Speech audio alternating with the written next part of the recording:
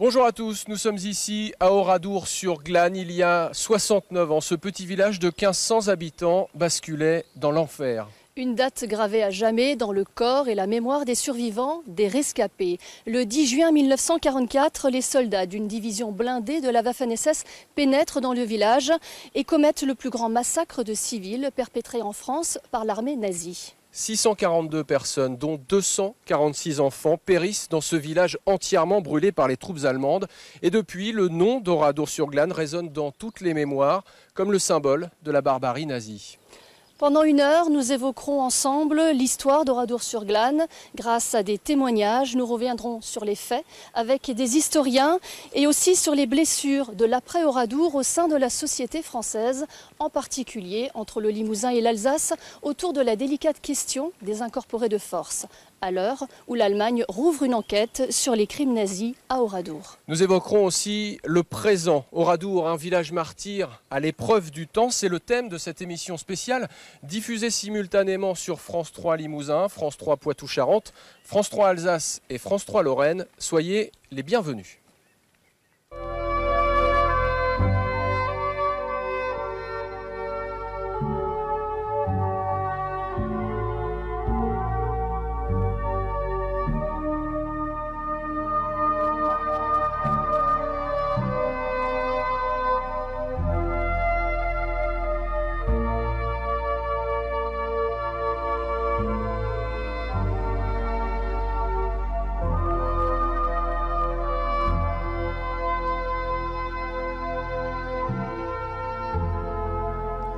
Bienvenue à tous pour cette émission exceptionnelle consacrée à Oradour. Avec nous sur ce plateau, Marie-Claire Vitou, bonjour. Vous êtes historienne, maître de conférences en histoire contemporaine à l'Université de Haute-Alsace. Avec nous également Robert Ebras, bonjour. Bonjour. Vous êtes l'un des 6 survivants du massacre, Oui. du massacre d'Oradour. Oui. Également Peter Gottschalk, bonjour. Vous êtes journaliste, spécialiste de l'histoire sur la chaîne franco-allemande Arte. Bienvenue à tous les trois. Bonjour. Quelques jours donc avant les commémorations officielles en présence du ministre des Anciens Combattants, Kader Arif, et un an avant le 70e anniversaire du massacre, France 3 a donc souhaité vous inviter pour cette émission exceptionnelle. Merci d'être là. Pour commencer cette émission et avant de vous donner la parole, un témoignage, celui, Géraldine, d'un rescapé. Il s'appelle Paul Doutre et c'est le rescapé oublié, celui qui a gardé le silence depuis le drame d'Oradour. Paul Doutre a aujourd'hui 87 ans. Il a perdu toute sa famille dans le massacre et c'est la réouverture récente d'une enquête par la justice allemande qui a provoqué sa prise de parole au grand jour. Son témoignage a été recueilli par Franck Petit et Valérie Agut. Il est le rescapé oublié d'Oradour-sur-Glane, celui qui depuis une cinquantaine d'années a toujours refusé de raconter ce qu'il a vécu le 10 juin 1944, celui qui figure sur cette photo d'après-guerre regroupant certains survivants.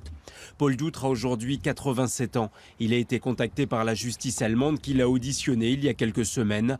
En 1944, il se cachait dans l'atelier derrière cette maison, celle de ses parents, pour échapper au travail obligatoire. Mais alors, à un moment donné, j'entends péter, mais j'ai dit, pauvre, qu'est-ce qui se passe? Et j'ai vu, je lève un peu la trappe, toute la maison en flammes. Alors là, je suis sorti, mais il y avait juste une allée en ciment à traverser pour aller à la maison, pour essayer de sauver quelque chose. Mais là, j'ai entendu la mitraillette, là, les coups de feu. Je suis rentré aussitôt dans l'atelier, ils ne m'ont pas touché, mais ils m'ont envoyé des grenades incendiaires. Les Allemands vous ont mitraillé? Ils m'ont mitraillé. Pour vous empêcher de sortir de votre Pour maison? m'empêcher de sortir de l'atelier, des ateliers. Mais ils ont lancé les grenades. C'est là que je ne savais pas quoi faire. J'avais les cheveux tout cramés. Je ne savais pas quoi faire. Ils sont arrivés jusqu'à la palissade et il y en a un qui a dit « capoute ». J'ai dit, ils me croient mort. Et ils sont partis plus loin. Le temps qu'ils sont partis plus loin, que je ne les ai plus vus, je suis sorti. Et alors là, je vois le père Lito, le voisin, qui était par sa fenêtre en haut. Je dis, monsieur Lito, descendez, vous allez brûler, votre maison est en flammes. Il vient, il me dit, c'est toi Charles? J'ai dit, non, c'est Paul. Et il me dit, comment ça se fait que tu es là? J'ai dit, parce que ça fait 3 mois que j'ai déserté les chantiers de jeunesse et que mes parents me camouflent. Mais j'ai dit, où sont mes parents? Oh, mon petit, il me dit, ils sont tous déboulés. Alors, là, je ne savais pas quoi faire. Il m'a aidé à couper la palissade et il m'a camouflé dans de la verdure. Il m'a dit, reste là, je vais voir si je les vois. S'ils me tuent, moi, il n'y a pas d'importance. J'ai 84 ans, ça n'a pas d'importance. Mais j'ai dit, non, n'y allez pas. Alors, au bout d'un moment, il est revenu et il me dit, je ne vois personne. Alors, il m'a aidé à passer dans un autre jardin voisin. Alors là, j'ai fait une chose. J'ai pris à 4 pattes dans une grande rigole qui venait du cimetière, où il y avait une petite mare là-bas. J'ai pris cette rigole et j'ai été me camoufler dans un caveau qui était en construction. Paul Doutre perdra toute sa famille dans le massacre. Son père, sa mère, sa grand-mère, son frère et sa nièce de 5 ans. Il y a quelques semaines, il a répondu comme tous les autres rescapés encore en vie aux questions que lui a posées la justice allemande qui est venue le rencontrer à son domicile, à Oradour.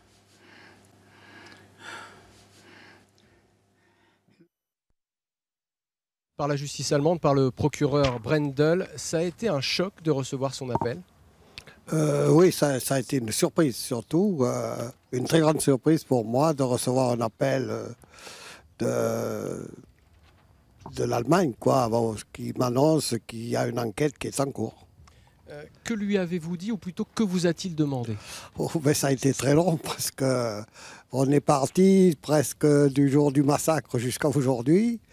On est resté le premier jour 9 heures d'interrogation, le deuxième jour ça a été 6 heures, donc on a parlé de beaucoup de choses. Il vous a posé des questions précises, il voulait éclaircir des points précis, lesquels? Surtout, la première des choses qu'ils m'ont posé, c'est comme ils avaient mes témoignages depuis octobre ou novembre 1944, où j'avais été entendu par la police judiciaire, jusqu'à tous les procès et tout. Alors ils m'ont posé la question est-ce qu'il y aura un procès?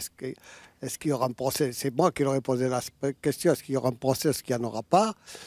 Personne n'a pu me répondre, bien sûr. Je ne suis pas spécialement favorable à un procès. Les personnes sont comme moi, c'est des personnes âgées. Et par contre, on aimerait peut-être les interroger pour savoir quel était leur état d'esprit à l'époque, pourquoi et dans quelles circonstances s'est produit ce drame, quoi. Marie-Claire Vitou, est-ce que pour les historiens, la réouverture d'une enquête par la justice allemande, c'est une chance d'en savoir peut-être davantage? Oui, ce que je voudrais dire d'abord, c'est que c'est toujours difficile de rajouter un discours à celui que nous venons d'entendre, à ce témoignage, à ces témoignages que nous venons d'entendre. Oui, c'est une très bonne chose et je salue vraiment la ténacité de la justice allemande, du système judiciaire allemand. Peut-être moins pour rétablir des faits qui peut-être ne sera peut-être pas en compétence, en capacité de le faire, mais pour montrer l'impunité doit cesser. Et pour nous, historiens, c'est absolument fondamental que des sources nouvelles, des informations nouvelles, comme par exemple ce témoin qui se manifeste seulement maintenant, viennent nourrir notre connaissance, notre compréhension, et comme le dit M. Ebras, comprendre comment on en est arrivé là. Oui, c'est fondamental.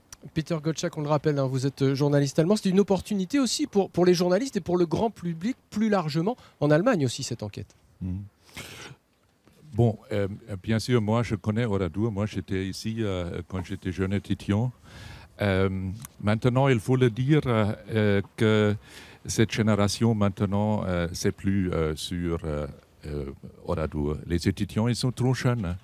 Ils sont nés à partir de 80, 91, donc la distance est maintenant trop large. Pour ma génération, c'était clair qu'il faut y aller, il faut le connaître.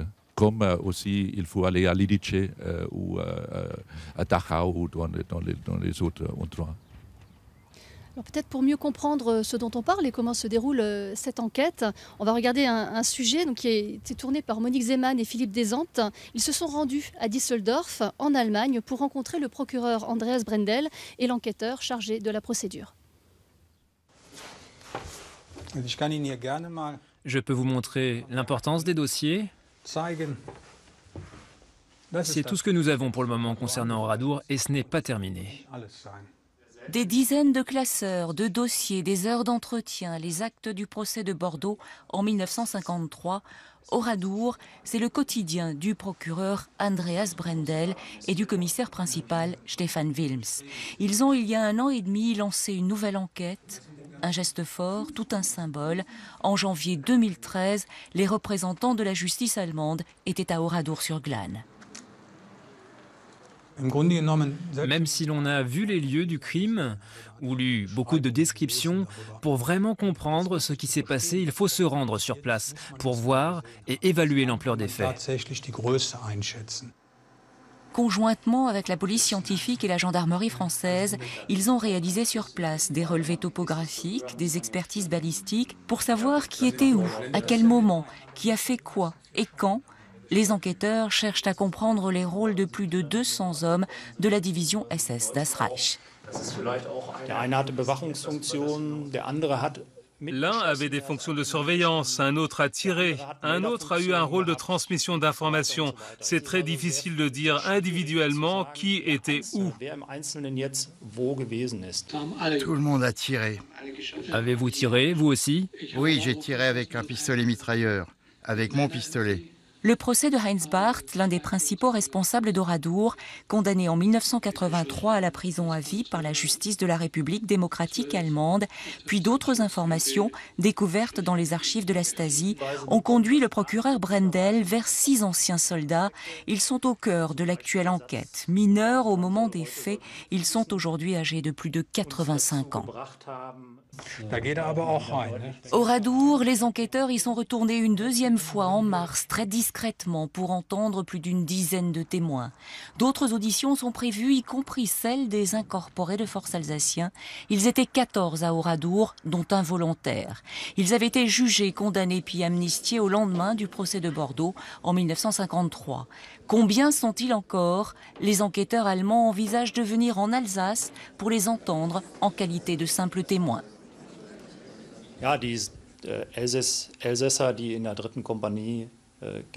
Les Alsaciens qui faisaient partie de la 3e compagnie sont pour nous des témoins intéressants.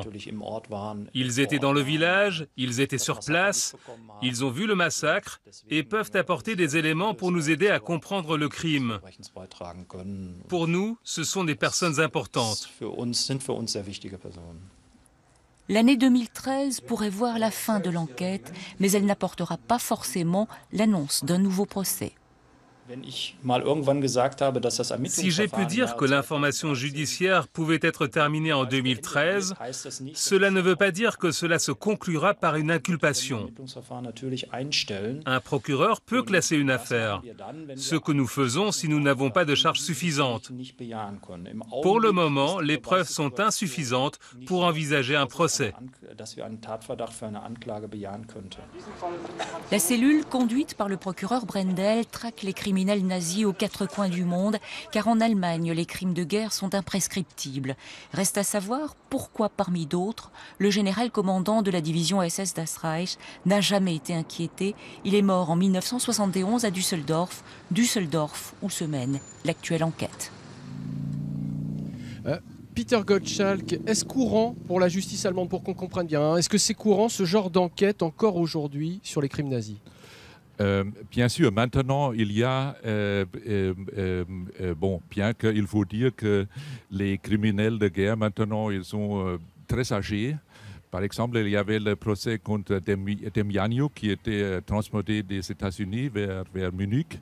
Il était condamné. Bon, c'était très problématique parce qu'il était malade. Mais au début, c'était un grand problème.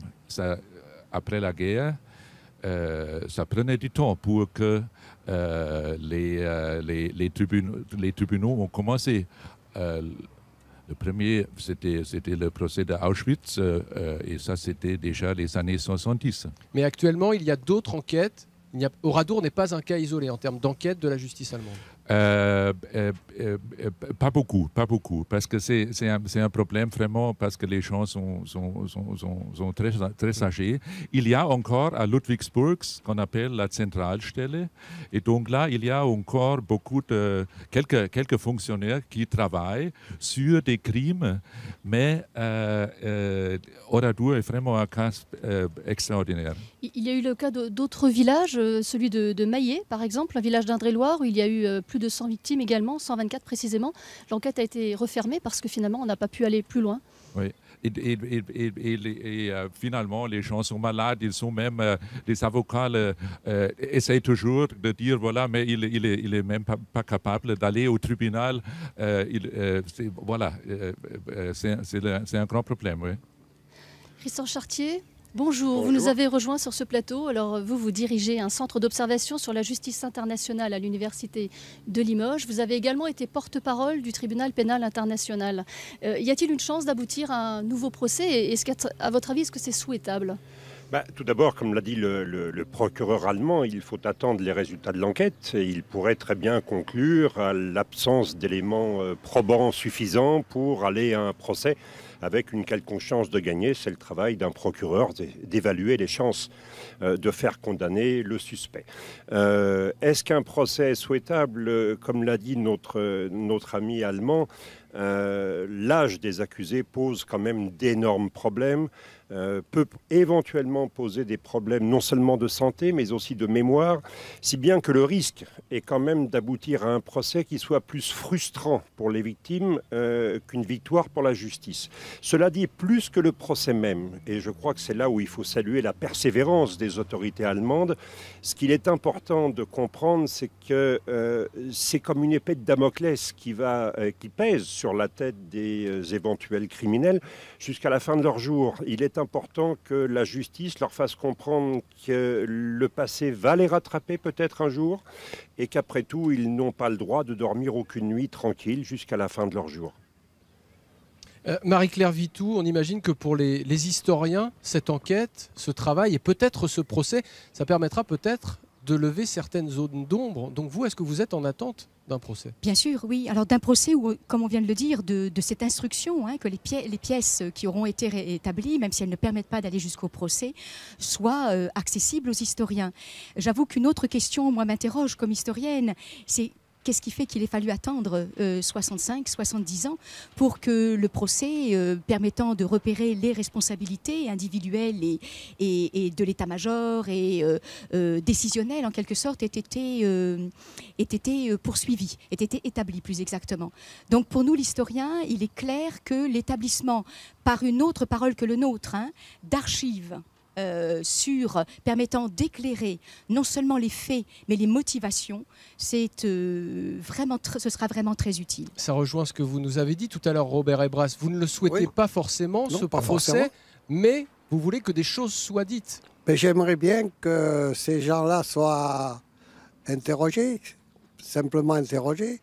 J'aimerais savoir quelle était leur position à ce moment-là, leur camaraderie entre les Allemands et les étrangers qui étaient dans cette division, quel était leur contact en tant que soldats. Mais qui dit procès dit peut-être condamnation. Est-ce que ce terme de condamnation, est-ce que l'éventualité d'une condamnation vous aiderait, vous serait utile? Non, ça ne m'aiderait absolument pas. Maintenant, c'est les personnes âgées.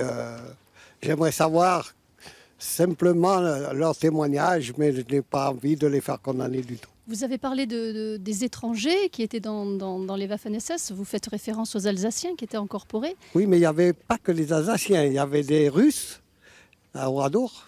Et donc, ce qui vous intéresse, c'est de comprendre quelle était leur relation, oui, leur moi, manière de vivre ensemble. J'ai été militaire pas très longtemps, mais dans une compagnie, c'est une compagnie, il y a de la camaraderie qui est là, et quels étaient les liens qu'ils avaient entre les Allemands et les étrangers, je dis bien. Je ne parle pas spécialement des Alsaciens. Parce qu'à Oradour, il y avait aussi par exemple, il y avait un Russe et il y avait certainement d'autres nationalités. Peter Gottschalk, une réaction. Ces procès, juste une phrase, ces procès, c'est toujours important pour les victimes. S'il y a une condamnation, c'est pas important. C'est au Chili contre Pinochet. C'est en Argentine contre les généraux maintenant. Finalement, ça c'est important pour que une chose, comme vous dites, soit claire, soit racontée. Et après, pour les victimes, peut-être, c'est un petit plus simple, la vie. Christian Chartier, en termes de justice, cette enquête, ce procès, ça aurait quand même un sens. Oh, tout à fait.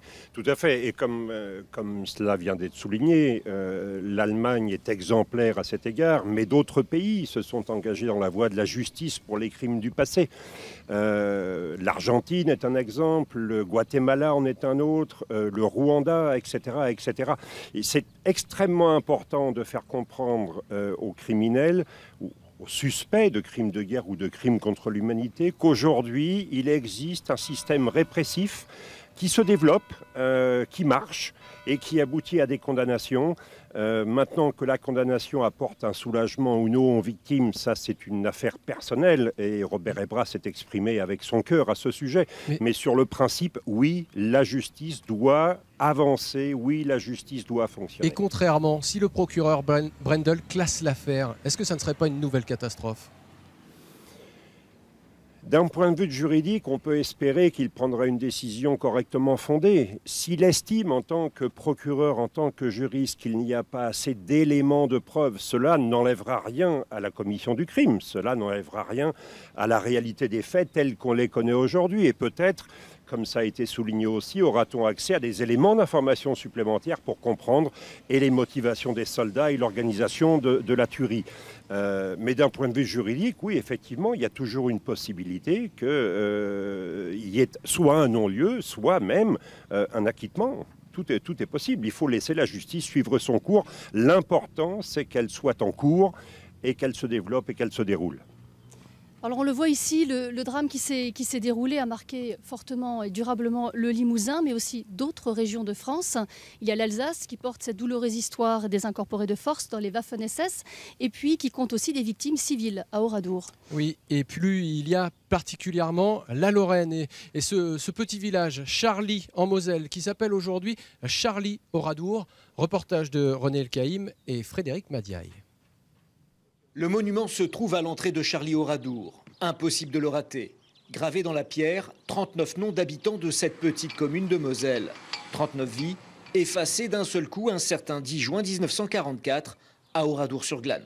Là, ma grand-mère, là, et puis c'est tous les gens qui sont morts à Oradour, ça. Bon, Marie-Louise a 73 ans. En novembre 1940, les Allemands l'expulsent avec sa famille de son petit village de Charly. En tout, ce sont 70 habitants de la commune qui prennent le chemin de l'exil. Direction Oradour-sur-Glane et son destin tragique. Quand les Allemands sont arrivés, ils ont rassemblé tous les gens sur la place du village. Alors les hommes allaient dans des granges et des garages, les femmes et les enfants à l'église. Et ma grand-mère n'a pas voulu suivre. Alors on l'a tuée sur place et on l'a jetée donc dans le puits. Et ce serait la douille qui aurait tué ma grand-mère. Parce qu'on a retrouvé ça, on sait où elle a été tuée. Il y a eu... à Oradour-sur-Glane. À Oradour, oui. Devant leur maison, hein, devant... Et on avait donc retrouvé ça, on avait retrouvé des morceaux de sa robe. 6 membres de sa famille du côté maternel seront tués dans la tragédie. Marie-Louise, avec ses parents et ses sœurs, ne doivent la vie qu'au fait d'avoir déménagé quelque temps plus tôt dans un village voisin. Originaire de Moselle et expulsé aussi du côté d'Oradour, André, son mari, se souvient du village détruit. Je me rappelle de voir tous ces murs. Et il y avait de la fumée encore qui brûlait, des tas de pierres, comme l'église avait brûlé. On voyait encore de la fumée, des tas qui brûlaient. Comme ça a été tout de suite après qu'elle nous a amenés. Je me rappelle, ça devait être 10 jours, hein, ou 8 jours. Et voilà, ça c'est mon souvenir d'Oradour-sur-Glane qui était anéanti. 6 anciens SS de la compagnie d'Azreich qui a perpétré le massacre ont été retrouvés. Marie-Louise et André ne s'intéressent pas à l'éventualité d'un procès. Trop tard, disent-ils. Ce qu'ils veulent aujourd'hui, c'est que personne n'oublie ou ne travestisse des faits commis par des hommes sur d'autres hommes. Oradour, une histoire française une tragédie qui a rassemblé le pays avant de le désunir autour d'un mot, justice. Douglas Howes, bonjour. Bonjour. Vous êtes juriste américain, passionné d'histoire limousine en particulier, puisque vous séjournez régulièrement ici en Corrèze pour des raisons personnelles. Vous êtes l'auteur d'un livre, Oradour, le verdict final, réédité en mai dernier. Alors vous y racontez jour après jour le procès de Bordeaux de 1953.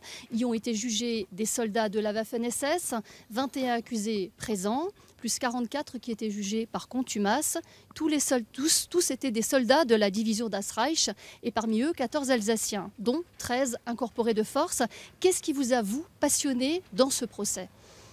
C'est un procès, par exemple, qui a duré 30 jours. Et le procès pour Toul, par exemple, c'est à peu près 1 jour et demi. Pourquoi? C'est au cause il y a 14 Alsaciens français assassins dans le dock, dans l'accusé.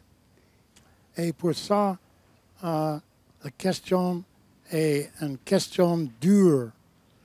Les Alsaciens ont l'idée que incorporer de force, c'est un crime de guerre. Et ça, c'est vrai.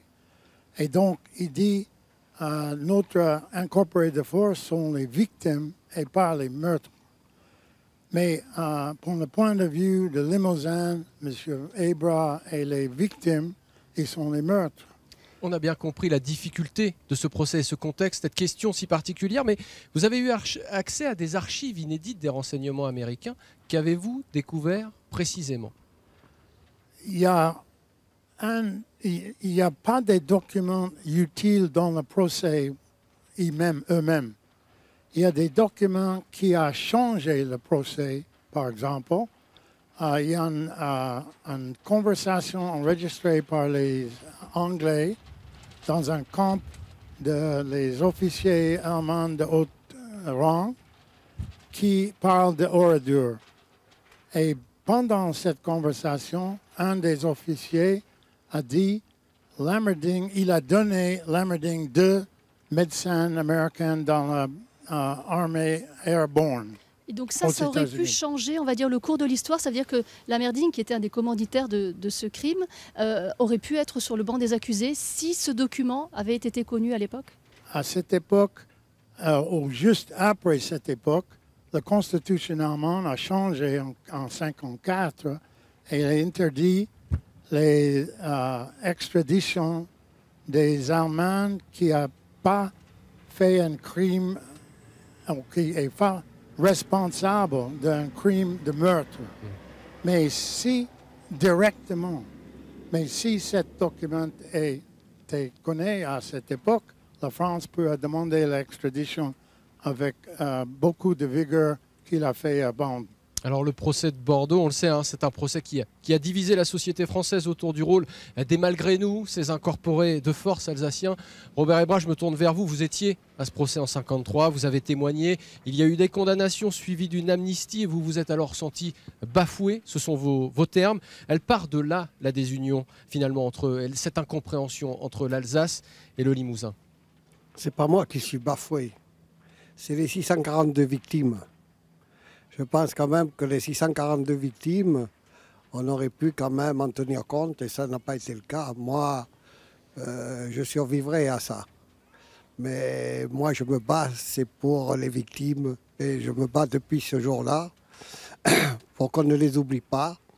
Qu'est-ce qui a été manqué dans ce procès finalement? Moi, je ne sais pas, je ne suis pas juriste. J'ai assisté peu au procès. Je suis un des derniers témoins, j'ai dû témoigner la dernière semaine. Avant, je n'avais pas le droit d'entrer dans le tribunal, du fait que je n'avais pas témoigné. Et mon témoignage a été relativement bref. Je me souviens, lorsque je suis rentré dans le tribunal, le président m'a dit, après m'avoir demandé mon nom et mon identité, m'a dit « Soyez bref ». Et ne mentionner les faits que les faits. Mon témoignage a duré, je ne sais pas, une dizaine de minutes. Voilà. Ce qui veut dire qu'il n'y avait pas la place à l'émotion, il fallait rester froid. Comment? Il fallait rester froid, la tête froide. Il n'y avait pas de place pour l'émotion à ce moment-là? Non, pas du tout. Marie-Claire Vitou, ce procès de 53 à Bordeaux, ça a été vraiment la prise de racine de la désunion, mais finalement elle ne se referme pas. Mais pourquoi? Alors oui, enracinement de la désunion, ça c'est très clair. Je ne suis pas juriste encore une fois, mais j'ai rarement vu un procès dont le contexte extérieur, sur lequel le contexte extérieur est pesé avec autant de force. Hein. Je rappelle donc que derrière le discours du Limousin qui demande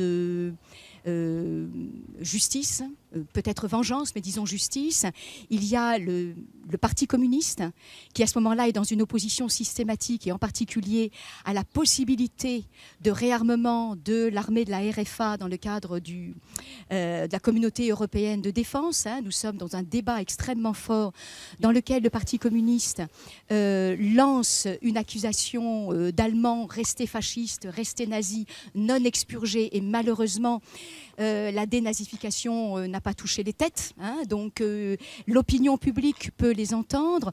Or, je rappelle, nous sommes en 1953, que la culture germanique de l'Alsace, l'existence pendant près de 50 ans de l'Alsace dans l'espace allemand, entre 1870 et 1918, ont assimilé très rapidement dans la France de l'antérieur l'Alsace à l'Allemagne. Donc les Alsaciens sont englobés dans une condamnation d'une Allemagne belliciste dont ils n'arrivent pas à se défaire. Troisième, je pense, élément de l'état d'esprit, c'est qu'en 1953, on fait très peu la distinction dans l'opinion publique entre la germanité de l'Alsace et le nazisme. J'ai coutume de dire que ceux qui sont arrivés en 1840, ce ne sont pas les Allemands de 1870 qui sont revenus, ce sont les nazis qui sont arrivés.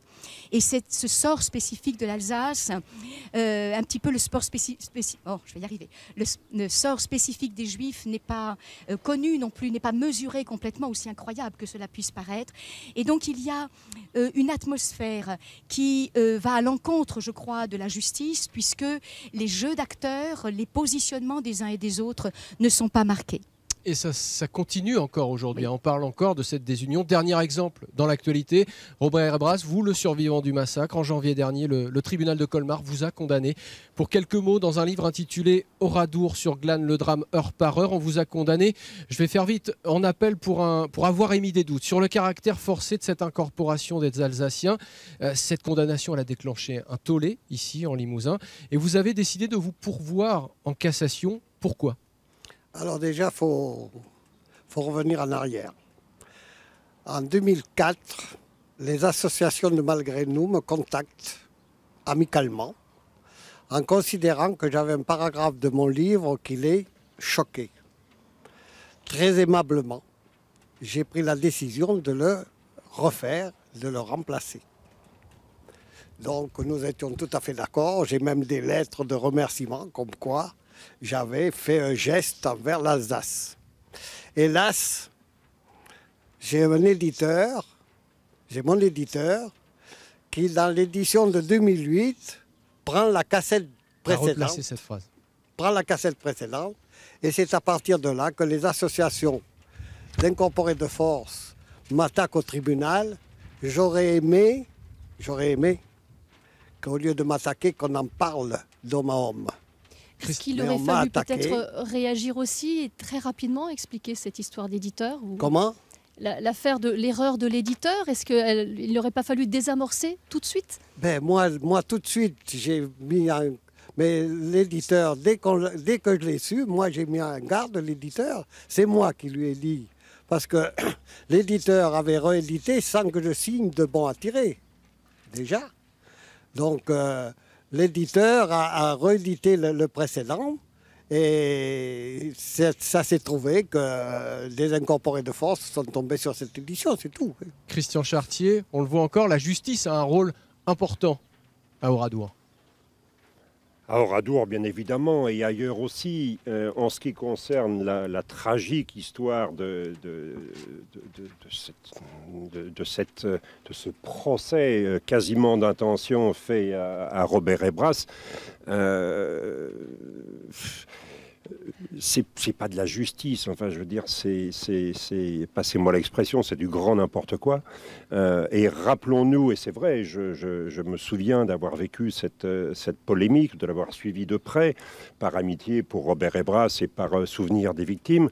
Il a très vite apporté les précisions qu'il fallait sur l'erreur de l'éditeur.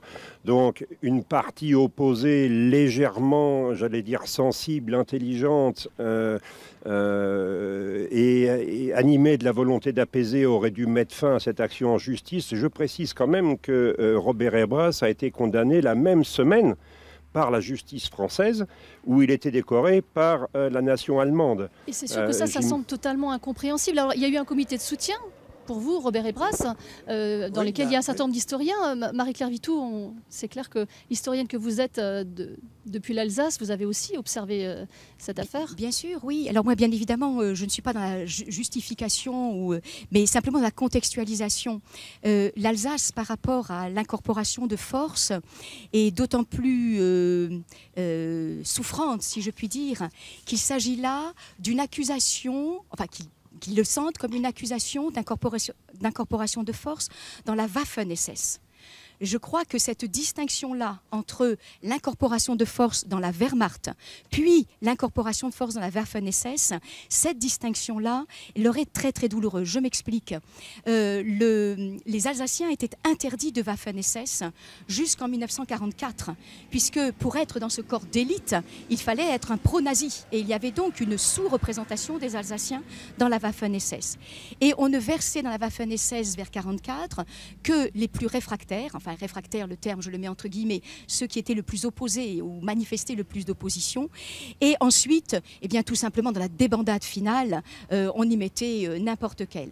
Et donc ce sont les jeunes gens qui se sont retrouvés dans la Waffen-SS, qui se sont sentis particulièrement attaqués par ce doute. Je rappelle simplement, pour finir ma contextualisation, que c'est dans les années 90, si mes souvenirs sont bons, que l'Allemagne a pris pleinement, l'opinion publique allemande a pris pleinement conscience que les crimes de l'Est n'avaient pas seulement été commis par la Waffen-SS, mais par la Wehrmacht elle-même.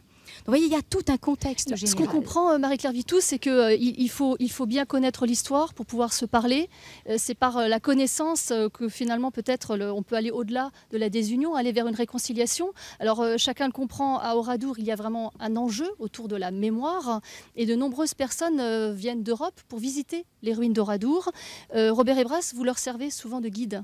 On va le voir dans ce reportage qui a été tourné il y a quelques jours par Isabelle Rio et Veit Blumberg. Le pas lent, le groupe découvre les premières maisons, ce qui a été une vitrine de boucherie, de boulangerie, d'un salon de coiffure. Puis le regard accroche les détails de ce qui fut et qui n'est plus. Oui, je vois encore ma maman sortir avec son assiette à la main, son torchon, elle devait être en train de faire sa vaisselle. Au fil du témoignage de Robert Ebras, ces Allemands et ces Polonais comprennent ce qui a fauché les habitants d'Oradour ce 10 juin 1944. Je suis très ému pour parler de tout ça. Il me faut du temps pour digérer. Tout remonte à chaque fois, comme quand on a vu à Auschwitz les camps. C'est du concret ici. C'est la première fois que je vois quelque chose comme ça. Une ville fantôme, ses habitants exterminés. Je ne comprends pas qu'on puisse faire quelque chose de la sorte. Je suis sous le choc.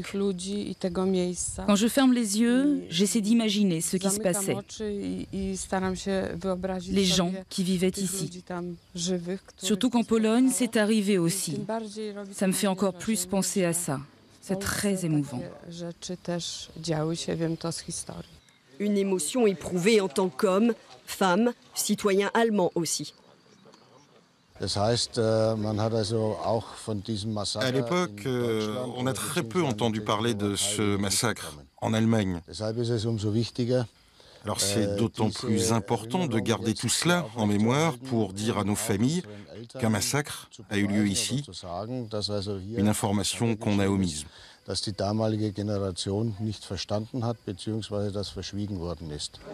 Certains avaient déjà fait la démarche personnelle de visiter Oradour au cours des 10 ans de jumelage avec la ville d'Oberosbach mais beaucoup découvraient le village martyr pour la première fois. Ce qui fut et qui n'est plus. Et pour tous les visiteurs, le cheminement est le même. Ici à Oradour, on part tout de suite retrouver Géraldine Dreyer. Géraldine, vous êtes à l'entrée du village où depuis 1944, les visiteurs sont accueillis par le même avertissement. Et cet avertissement, Louis, c'est un panneau sous forme de prière. Il dit « Souviens-toi » en français, mais aussi en anglais. Alors pourquoi en anglais ? Personne n'a pu me donner une réponse historique et vérifiée. On peut émettre une hypothèse. L'anglais, c'est la langue du débarquement, celle des Britanniques et des Américains qui sont arrivés sur les plages de Normandie. Ce dont on est sûr, c'est que ce panneau a été installé dès septembre 1944, donc bien avant la classification des ruines d'Oradour en monument historique. Ce panneau a été déplacé plusieurs fois, mais il a toujours été le passage obligé des visiteurs. Ils sont 300 000 à le voir chaque année à l'entrée du village. Il y a un deuxième mot qui accueille les visiteurs, c'est celui de silence. Pour rappeler qu'on entre ici dans un lieu de recueillement, un silence qui a figé le village et son histoire. Dès septembre 1944, c'était, je vous le rappelle, tout juste 3 mois après la tragédie. Peter Gottschalk, on vient de l'entendre dans le reportage, des visiteurs allemands qui affirment ne pas connaître le drame d'Oradour, ne pas connaître l'histoire d'Oradour. Est-ce que ça vous surprend ?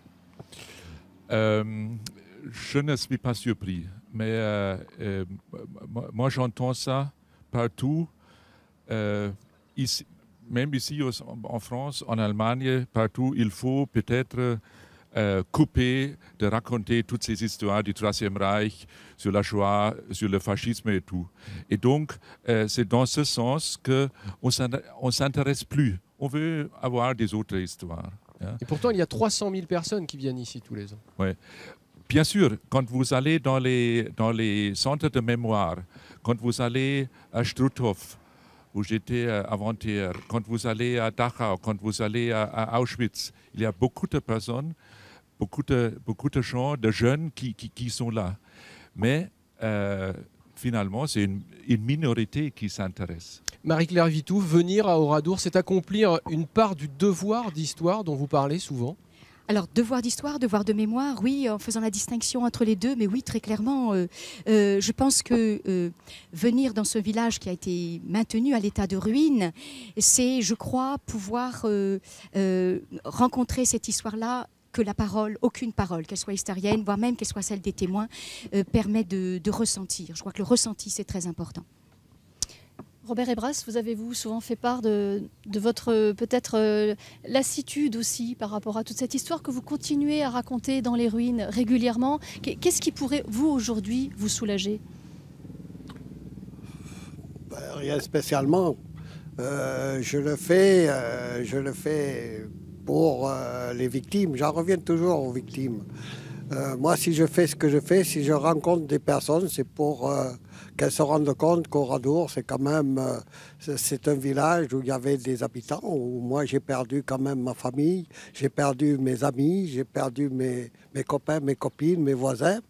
Dans l'espace de quelques heures, c'est quand même quelque chose qui est difficile à vivre dans toute une vie. Donc ce village, il a vraiment, ces ruines, elles ont vraiment une valeur pédagogique pour vous? Pour moi, oui. Pour moi, oui. Elles ont une valeur pédagogique. Et je tiens à ce qu'elles restent dans l'état, tout au moins jusqu'à ma disparition. Alors on aura l'occasion d'en parler dans quelques instants. S'il vous plaît, je voudrais revenir sur le procès de Bordeaux. Rapidement, s'il vous plaît. Rapidement, oui. Rapidement, le procès de Bordeaux, c'est un procès militaire et les victimes n'ont pas de partie civile. Donc nous n'avons pas d'avocat et nous ne pouvons pas poser de questions. La précision aura été faite. Marie-Claire Vitou, en tant qu'historien, ces ruines, elles donnent à voir le massacre, mais elles n'expliquent pas son déroulement. Oui, alors c'est tout à fait exact. En effet, on peut imaginer que les gens qui viennent à Oradour en restent devant cette abomination, en restent à une émotion qui est absolument nécessaire, mais derrière, je crois qu'il est absolument fondamental de développer un discours d'explication pour comment cela a été possible. Et moi, je crois que c'est vraiment un travail, on a parlé de pédagogie, je parlerai de pédagogie citoyenne, de pédagogie d'éthique de la responsabilité collective et il faut expliquer l'engrenage qui a amené de 1933, si je puis dire, à 1944, en passant par le 10 juin 42, le massacre du village de Lidice. Oui, Christian Chartier. J'aimerais apporter un témoignage personnel. Je ne suis pas originaire du Limousin, contrairement à ce que mon nom pourrait laisser croire d'ailleurs. Je suis installé à Limoges depuis 3 ans seulement. J'ai très vite visité Oradour et chaque visiteur, chaque ami, chaque enfant, chaque neveu, nièce qui vient à Limoges doit absolument passer par Oradour. Et là, la visualisation, le travail d'explication qui est fait aussi par le Centre de la mémoire font qu'aucun visiteur ne repart sans avoir été bouleversé, sans avoir sans doute un peu mieux compris de l'histoire humaine, celle d'Oradour bien sûr, mais surtout, et comme Robert Ebras le disait, de bien comprendre que lorsqu'on dit un massacre de 642 personnes, le chiffre est tellement énorme, et il y en a encore des plus importants à donner, que ça ne dit presque rien à personne. Un individu, un meurtre, oui, ça parle aux gens, mais pouvoir visualiser les ruines, voir les endroits où les hommes ont été exécutés, voir la grange dont Robert Ebras a pu s'échapper, montrer aux visiteurs la hauteur qu'ont dû sauter depuis le vitrail de l'église ces 2 femmes courageuses, dont l'une malheureusement n'a pas survécu. Tout ça permet de prendre conscience et j'espère, et c'est la vertu pédagogique, de faire comprendre à ces jeunes, et c'est bien que ce soit des jeunes plus que des personnes âgées qui viennent, que oui, l'homme est le pire cannibale de l'homme et le pire prédateur de l'homme, et que j'espère que demain, s'ils sont dans une situation pareille, eh bien, ils se comporteront différemment. Demain, on va s'intéresser à l'avenir sans avoir oublié de remercier Douglas Howes et vous, Christian Chartier, d'être venu sur ce plateau. On s'intéresse donc maintenant à un des aspects fondamentaux de ce site d'Oradour-sur-Glane, c'est que tout est resté en l'état, on le voit depuis le début de cette émission, mais le temps détruit aussi ces ruines. Se pose donc le problème de leur conservation. Reportage de Franck Petit et Frédéric Borde. Ce jour-là, le maire d'Oradour accueille l'architecte des bâtiments de France dans le village martyr. Il y a 69 ans, on a fait le choix de laisser ces ruines en l'état, un témoignage du passé, de la barbarie du régime nazi. Mais le temps a fait son œuvre et un accident est aujourd'hui possible. Alors chaque année, l'État consacre 150 000 € à l'entretien des murs. On a de l'humidité, on le voit avec la mousse, la végétation qui s'est développée et des traces noirâtres. Donc c'est signe que l'eau de pluie s'infiltre et c'est un mur qui risque d'être en danger dans quelques temps. Pour les murs extérieurs très solides, des restaurations sont souvent possibles, mais ce sont les cloisons intérieures qui posent problème. Techniquement, ce n'est pas possible de les restaurer, de les maintenir en l'état. Nous, à notre niveau, nous faisons le maximum pour maintenir tout ce qui est possible d'être maintenu en l'état. Voilà. Après, donc, le temps, effectivement, a fait son œuvre. Des choix devront donc être faits. C'est pourquoi le maire souhaite ouvrir rapidement le débat avec la préfecture. Faut-il conserver toutes les ruines ou ne garder que les lieux les plus symboliques, comme l'église, la rue principale ou la grange Lodi, où des hommes furent fusillés et brûlés? Marcel Dartout fait partie des rescapés. Le 10 juin 1944, il a réussi à s'échapper de la grange Lodi avec plusieurs balles dans les jambes. L'association des martyrs d'Oradour plaide pour une préservation totale du site, même si quelques ajustements pourraient être effectués pour assurer la sécurité du public. Si on baisse les murs qui ne sont pas à 5 mètres, qui sont à 2 mètres, je trouve que c'est très bien. Pour laisser les passades. Le derrière, il est déjà écrasé. Il est déjà écrasé, le derrière. Alors, laissons-le. On ne va pas le reconstruire. D'autres villages européens ont subi le même sort qu'Oradour pendant la Seconde Guerre mondiale. À Ratine, en Biélorussie, les maisons sont symbolisées par de petits murets. À Lidice, en République tchèque, les ruines ont laissé place à cette sculpture en plein cœur de l'ancien village, devenu une vaste prairie. À Oradour, rien de tout cela ne semble possible. Le monument historique a ses caractéristiques. Il a une histoire maintenant, il a 70 ans d'histoire. Et si vous changez sa structure même, vous allez lui ôter tout ce qu'il a fait, sa richesse et tout le message qu'il porte. L'avenir des ruines d'Oradour pour les 50 prochaines années devrait se jouer bientôt à la préfecture.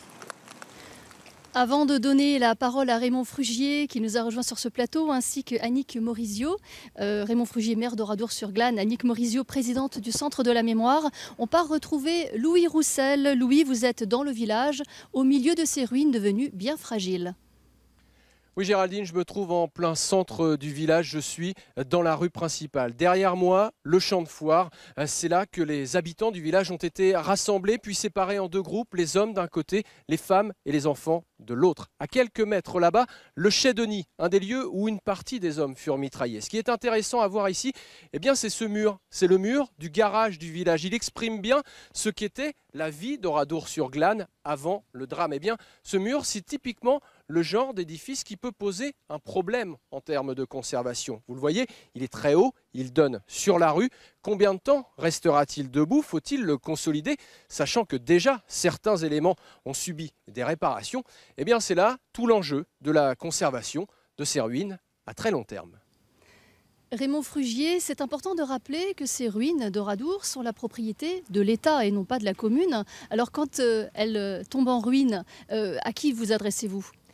Eh bien, vous avez raison de rappeler que les ruines qui ont été classées monuments historiques dès 1946, il y a une loi spécifique du 10 mai 1946 cette loi a classé donc les ruines d'Oradour monuments historiques.